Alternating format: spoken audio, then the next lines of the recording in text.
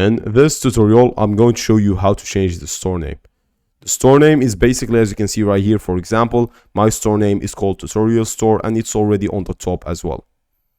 To change my store name, all I gotta go is the search tab and search store name. Right here, I'm gonna have the general settings and I can access it from simply, let me remove this from the top right corner. I'm gonna access it by either heading to my manage account or either finding the settings of my online store. It's the same thing. So store name again, general settings, and then here are my settings. In store details, I'm gonna find basic information, click on edit, change my store name, the legal name of the company, the store industry as well. After editing, click on the top right corner to save it, and then you'll be good to go. Let's head to our website, refresh it. Let's actually change our name, Tutorial Store, example, save it, refresh it again.